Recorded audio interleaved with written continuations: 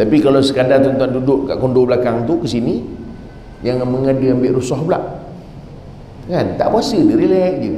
Mana musafir ke surau? Bawa tenang. Tu tak panggil musafir. Ya? Sebab itu, maknanya orang yang bermusafir, pertama dari segi puasa, dia boleh untuk berbuka. Sallallahu ala Muhammad, sallallahu ala Muhammad, sallallahu ala Muhammad. Bismillahirrahmanirrahim.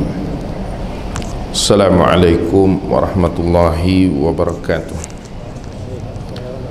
Alhamdulillah nahmaduhu wa nasta'inuhu wa nastaghfiruh wa na'udzu billahi min syururi anfusina wa min sayyiati a'malina. May yahdihillahu fala mudhillalah wa may yudlil fala hadiyalah. Asyhadu an la ilaha illallah wahdahu la syarikalah wa asyhadu anna sayyidana Muhammadan abduhu wa rasuluh. Qala rabbi shrah li sadri wa yassir li amri wahlul 'uqdatam min lisani yafqahu qawli. Subhanaka la ilma lana illa ma 'allamtana innaka antal alimul hakim wa la hawla wa la quwwata illa billahil aliyil azim. Allahumma faqihna fid din wa 'allimna at-ta'wil amma ba'd. Terima kasih kepada bahagia moderator atau pengacara majlis pada malam ni, khususnya Tuan Imam, Sultan Kuasa, tuan-tuan, perempuan muslimin dan muslimat, hadirin yang dirahmati Allah sekalian. Alhamdulillah, pertamanya kita rafakkan syukur kepada Allah SWT dapat kita bersama pada malam ini dan kira-kira hujung minggu hari ni. Walau bagaimanapun, saya ucap tahniah jugalah pada surau kerana tazkirah ni dibuat di awal. Bukan kerana tak nak bagi tuan-tuan lari. Tuan-tuan nak lari-lari je, tak ada orang ikat pun. Cuma supaya tuan-tuan akan solat bersama dengan imam sampai habis. Kerana ada hadis Nabi SAW yang menyebutkan, man qama ma'al imam hatta yansarifa kataballahu lahu qiyamal lailah. Orang yang solat bersama dengan imam sehingga imam habis. Maknanya imam habis ni, habis teruslah solat. Dicatat untuknya seolah-olah ia sepanjang malam itu mendirikan solat. Maknanya seolah-olah kita dah balik kejap lagi pukul 10.30, malaikat masih catat lagi kita sedang solat. Pukul 12.30 pun tengah solat, 1 pun dah berkeruh pun tengah solat lagi. Saya bawa analogi gitu supaya tuan-tuan faham. Kadang kita buat selepas 8 orang balik, pasal ada orang dia kata nak ada urusan. Tak apalah, cuma sayang kalau dia tidak sempurnakan dengan imam. Itu juga tuan-tuan nanti janganlah tuan-tuan balik tu beralasan kerana nak solat witir itu di rumah atau pagi besok, kerana imam masih lagi belum selesai menghabiskan solat. Dia solatlah dengan imam, imam buat witir buat, kemudian nanti di rumah tuan-tuan nak bangun qiyam, tak ada masalah. Itu antara solusi para ulama, solat saja, kerana tidak ada witir 2 kali satu malam. Atau satu lagi solusi, tuan-tuan solat dulu 1 rakaat sebelum tuan-tuan nak tahajud, nak tasbih, solat taubat dan sebagainya, kemudian di hujung ulang semula dengan, ataupun di akhir semula dengan witir. Witir artinya ganjil. Itu sedikit lah ya. Saya kira tuan-tuan pun sudah maklum hal ini, cuma kita ingatkan kena rugi. Banyak tahun dah kita rugi, pasal kita tak dapat pahala yang banyak. Sedangkan Nabi SAW sebut, man qama Ramadan imanan wa ihtisaban ghufira lahu ma taqaddama min dhanbi. Siapa yang menghidupkan malam itu dengan keimanan dan juga berharap-harapkan ganjaran. Maknanya kita buat tu bukan pasal kita nak balik, kita buat pasal ada masa, bukan, tapi kita mengharapkan balasan daripada Allah Ta'ala. maka Allah ampunkan dosa kita. Ma taqaddama min dhanbi. Tuan-tuan sekalian, sebenarnya kebetulan tajuk berkaitan dengan jamak ataupun qasar ini, dia juga sebahagian daripada isu di dalam berpuasa. Dalam ayat yang selepas daripada perintah puasa itu, Allah Ta'ala sebut ya ayyuhalladzina amanu kutiba alaikumusiyam. Kemudian datang ayat Allah Ta'ala sebut a'udzubillahi minasyaitonirrajim ayyaman ma'dudat faman kana minkum maridan aw ala safarin fa'iddatum min ayyamin ukhra wa 'alal ladzina yutiqunahu fidyatun ta'amu miskin faman tatawwa'a khairan fahuwa khairul lah wa antasumu khairul lakum in kuntum ta'lamun. Surahul Azim, Al-Baqarah ayat 184. Jadi Allah Ta'ala sebut puasa yang wajib itu berapa hari yang tertentu. Kita sekarang ni maklumlah, tengok je kalender tahu berapa hari puasa, tak payah berbanding kepala dah, sekira-kira betul lah tu. Maknanya tahun ni 30. Cuma ada orang dia akan puasa 31 hari. Bukan Ramadan dia 31, tak, Ramadan tetap 30. Ramadan ni bulan dalam bulan Hijrah, sama ada 29 atau 30. Dia tak jadi 31. Tu Ogos Merdeka. Bulan Islam ini atau bulan Hijrah, dia tidak ada lebih daripada 30 dan dia tidak kurang daripada 29. Cuma ada orang yang puasa 31 hari sebab hari itu masih menyambut Ramadan ataupun hari pertama dia berada di tanah suci. Jadi bila hari ke-30 kita, dia sudah 31 hari. Ringkasnya, pandangan yang muktamad kita di Malaysia ni, dan kebanyakan saya perhatikan pandangan-pandangan daripada institusi petua, maka dia wajib berpuasa. Wajib. Yang dipakai pandangan yang itu wajib, maksudnya kalau dia tidak puasa, dosa dia. Itu bagi orang yang hari itu Mekah, sehari pertama di Mekah lah. Tuan-tuan hari pertama dekat Al-Falah ni tak payahlah berpening kepala, kan? Tak payah tuan-tuan menung, beria menung. Pasal tuan-tuan memang kat sini besok hari 30 hari lah. Sebab itu puasa ni ayyaman ma'dudat. Kemudian Allah Ta'ala sebut faman kana minkum maridan, kalau sebagian kamu sakit, au ala safarin, ataupun bermusafir. Sebab itu kita orang Malaysia ni memang jadi situ tabi'in ni, apabila berpuasa ujung nanti kita akan balik kampung. Tapi sebenarnya dalam firman Allah Ta'ala ni memang menyebut langsung tentang orang yang berpuasa dan bermusafir. Kerana orang yang berpuasa ni boleh jadi ketika itu dia bermukim atau bermustautin. Di segi fiqah ni memang ada dua istilah yang berbeza.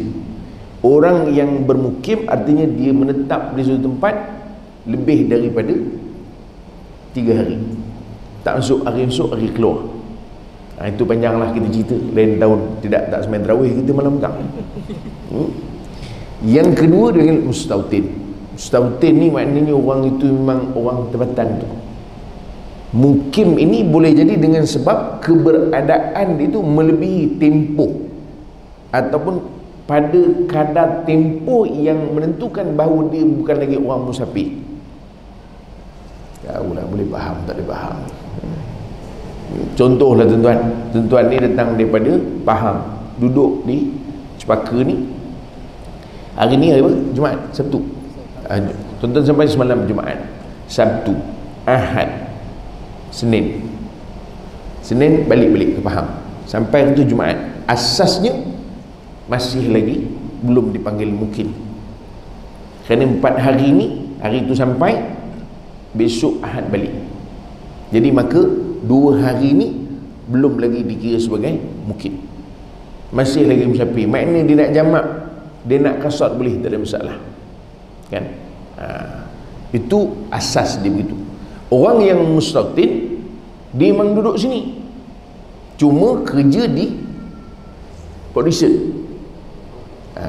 Jauh Production, jauh, Pondok 9 jauh. Maknanya Diulang alik. Diulang alik. Jadi maknanya dia memang orang sini. Jadi bila dia balik ke sini, ini memang tempat dia. Contohlah. Atau contoh lain kita bagi begini. Dia duduk di sini. Anak kita lah tu. Dia mengaji di USM. Dia pun balik buka puasa dengan kita semalam. Sampai sini. Memanglah kalau nak kira, dia balik semalam, hari ni, besok dia naik balik kapal terbang, balik ke USM. Sekira dari segi jumlahnya belum mukim, tetapi dia tu memang orang sini, pengundi Tegar. Faham? Maknanya orang sini lah tu. Bermakna dia sampai ke sini, dia tak boleh menyamakkan solat, kerana dia itu dipanggil mustautinin atau mustautin. Boleh faham sangat tu? Kalau tak boleh faham, kita berhenti. Dia semua kita sumbat hari ni memang tak ada. Tak apa, kita nak ambil sikit je antipati daripada musafir ni. Cuma saya nak tuan-tuan fahamkan mukim dan mustautin tu. Sebab itu timbul isu. Ada orang dia memang nak balik kampung. Dia duduk, dia orang Kelantan, orang Kota Baru, memang buat rumah dah, kan? Memang buat rumah dah, cuma belum balik kampung lagi. Belum balik pasal kerja sini. Mungkin 2 minggu sekali balik, 3 minggu sekali, sebulan sekali balik. Dia balik sana. Dan memang dia nak mentap sana. Sebab tu dia dikira orang mustautin sana. Di sini dia mukim. Ya? Jadi makna dia balik sana tu bukan balik kampung, balik rumah dia. Jadi bermakna dalam perjalanan sahaja dia boleh menjamakkan solat. Cuma dia nak tunggu masa je pencin, baru dia balik kampung tu. Dengan istilahnya balik kampung lah, tapi makna menetap di rumah dia. Jadi sebab itu orang yang bermusafir sebenarnya dia ada rukhsah. Ada pandangan yang menyebutkan dia boleh untuk mengambil rukhsah tu. Ada sebahagian kata lebih utama untuk dia tidak mengambil rukhsah. Maksudnya kalau dia ambil rukhsah, bermakna dia tak payah puasa. Faham tuan-tuan? Tapi kalau sekadar tuan-tuan duduk kat kondo belakang tu ke sini, jangan mengada ambil rukhsah pula, kan? Tak puasa, dia relax je. Mana musafir ke surau, bawa tenang, tu tak panggil musafir, ya? Sebab itu maknanya orang yang bermusafir, pertama dari segi puasa dia boleh untuk berbuka, ya, dia boleh untuk berbuka. Jadi maknanya kalau dia tidak mampu, letih, teruk sangat, jalan pun pada patut nak balik Kota Baru sampai Johor Bahru, teruk sangat dia punya letih, mana Kota Baru pergi Johor Bahru, maka eloklah dia puasa sebelum tak ke mana-mana Kota Kinabalu pula dia sampai. Maknanya dia tak boleh tahan dah tu, maka dibolehkan untuk dia berbuka. Memang ada, hukum tu ada, ya? Hukum itu ada. Jadi artinya dia afdal berpuasa kalau dia tak ada masalah, tapi kalau dia ada masalah boleh berbuka. Jadi maknanya tidak berbuka puasa tu bukan kerana malas nak qada. Faham tuan-tuan? Sebab itu disuruh man sama Ramadan imanan wahtisaban. Tu kena faham juga tu. Ada orang buka, malas nak qada besok. Maknanya dia bukan berpuasa tu kerana imanan tadi. Faham? Sebab dia malas nak qada, rugi dia. Lebih baik dia tak puasa. Tuan-tuan ni faham ke tidak? Dia begini, ada orang musafir sebenarnya dia boleh untuk berbuka afdal kalau dia tak larat. Faham? Satu. Yang kedua, afdal dia kekal berpuasa kalau dia okey, tak ada masalah. Kan? Contoh, dia naik kapal terbang. Apa dia ada masalah? Bukan dia nak bawa kapal terbang tu, kan? Dia duduk je dalam tu sampai buka puasa, habis cerita. Contoh, baik. Ada orang dia tak nak berbuka sebab dia kata buka puasa sayanglah, kata dia, besok nak kena qada pula. Maknanya dia tidak berbuka tu bukan kerana sebab imanan. Faham?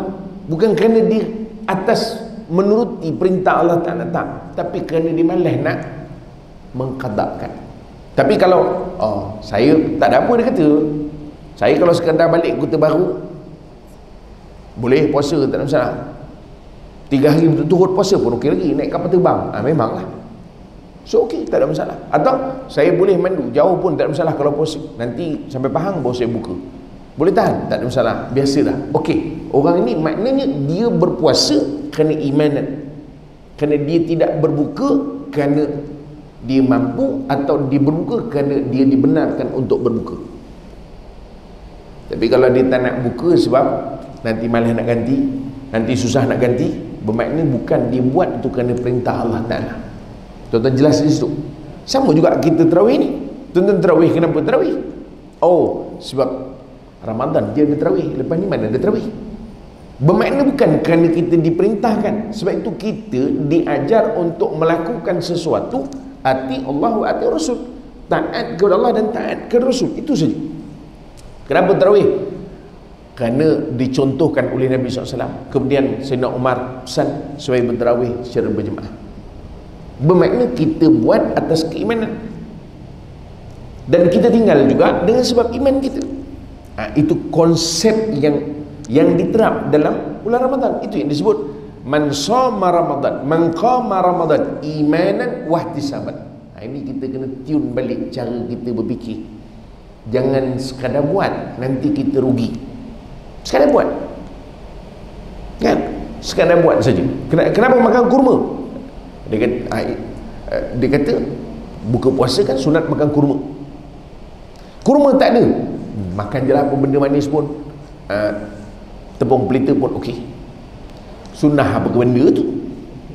Sejak bila pula suruh sunnah tu buat begitu? Ini yang buat, bila kita buat, akhirnya dia hanya jadi kebiasaan. Ramadan Yusuf Tayyub, Yusuf Tayyub Ramadan, kan? Lebih kurang macam itulah. Mana macam orang kita lah pergi kedai beli Colgate, bukan nak beli Colgate pun, Dali, tapi Colgate juga. Saya beli Colgate jenis ni, boleh ke? Kan? Dia dah jadi situ kebiasaan. Jadi Ramadan kurma, Ramadan kurma. Bukan soal sunnah Nabi. Bila kurma tak ada, nak makan apa? Nabi SAW makan rutop, rutop tak ada, makan kurma, kurma tak ada, makan seri muka. Seri muka tu orang Melayu ada lah, orang Arab pernah kenal seri muka. Sebab itu Nabi SAW tak ada kurma, Nabi minum air kosong. Itu sunnahnya. Kerana kata Nabi SAW, ia akan menghilangkan dahaga. Jadi kita buat kerana imanan. Tuan faham tu? Tu habis. Ringkas lagi, Ustaz, 5 minit lagi. Bawa tenang. Takut tuan-tuan mabuk tengok nampak gaya cara kuliah ni macam ceramah nampak ni, kata dia. Tak, bawa tenang tuan ni. Cuma timbul isu, kita sebut dah tadi, soal orang mustautin, orang mukim. Ya? Kalau tuan-tuan tak faham, nanti tanya-tanyalah, refer pada ustaz-ustaz kita. Takut tuan-tuan mabuk belajar malam ni semua sekali.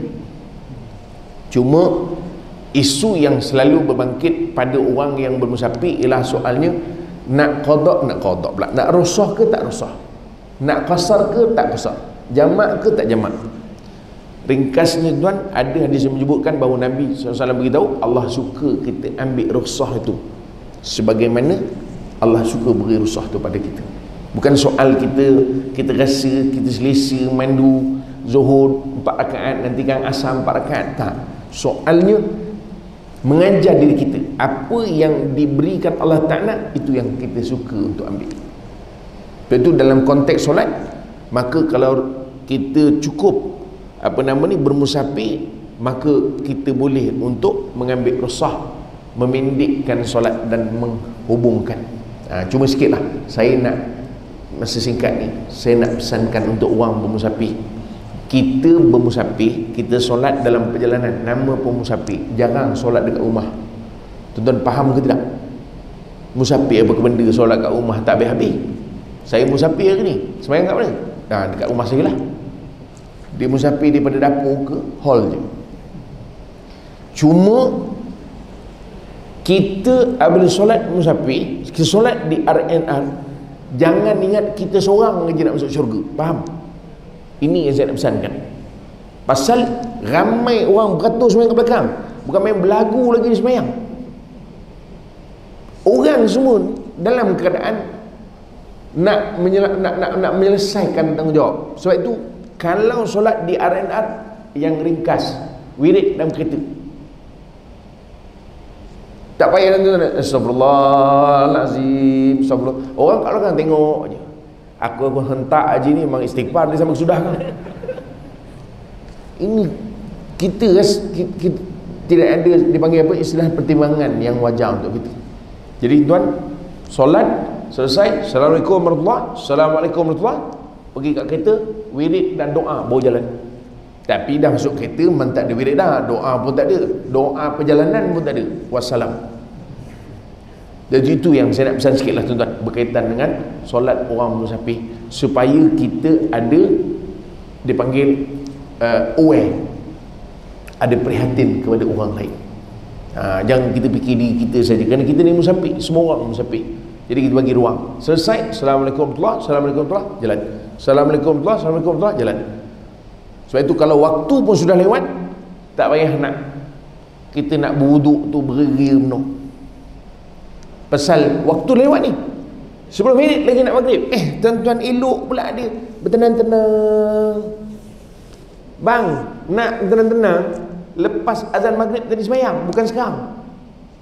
Orang nak mengejarkan masa ni, kalau tidak nanti habis orang semua tertinggal sembahyang. Sebab ini banyak berlaku apabila keadaan musafir. Jadi kadang kita tidak memikirkan tentang orang lain. Itu sikitlah tuan-tuan yang boleh kita kongsikan. Dan saya nak pesankan juga, orang musafir ni nanti tuan-tuan akan balik itu belum lagi raya, jarang balik raya dah raya, walaupun namanya balik raya kan. Sebenarnya kita ni balik Ramadan, kena tukar ni, pasal belum raya dah balik. Maka orang yang bermusafir, dia tak payah tunggu solat isyak macam kita tadi. Dia solat maghrib tadi 7.30, kemudian habis solat maghrib diqada pula dah, dia jamak dengan isyak. Selesai solat isyak 7.35, terus solat tu tarawih min qiyam syahr Ramadan. Dia seorang je lah, kalau tempat tu luas, dia solat tarawih 8 rakaat, kemudian jalan. Dia tidak perlu tunggu isyak, kerana waktu solat tarawih bagi orang musafir masuk setelah selesainya pada solat, waktu solat yang pertama. Waktu solat yang pertama, waktu solat pertama ialah waktu waktu apa? Maghrib. So dia jamak sekali dengan isyak, dia qasar, bermakna waktu tarawih dia sudah mula. Jangan tinggallah, sayang ya. Balik kampung juga rugi kalau kita tak dapat menghidupkan malam, sekurang-kurang kalau tidak banyak sedikit. Inilah sikit tuan-tuan yang boleh untuk kita kongsikan. Masa yang sangat terbatas, ceramah sampai tengok jam ni bukan tuan-tuan sakit jiwa, penceramah pun sakit jiwa. Pasal mana nak tengok jam, mana nak tengok tuan-tuan. Sudahnya mengejar jam dengan kita sama-sama berlawan. Ala kulli hal, cukuplah tu. Panjang pun tuan-tuan bukan faham pun. Pendek je sudahlah. Mudah-mudahan yang paling penting dapat suatu sikit malam ni untuk sebagai panduan kita. Lebih lanjut tuan-tuan teruskan lagi, fahamkan. Kalau tak faham, tanya orang yang mengetahui, insya-Allah. Wallahu a'lam. Aqulu qouli hadza, astaghfirullahal azim li wa lakum. Assalamualaikum warahmatullahi wabarakatuh.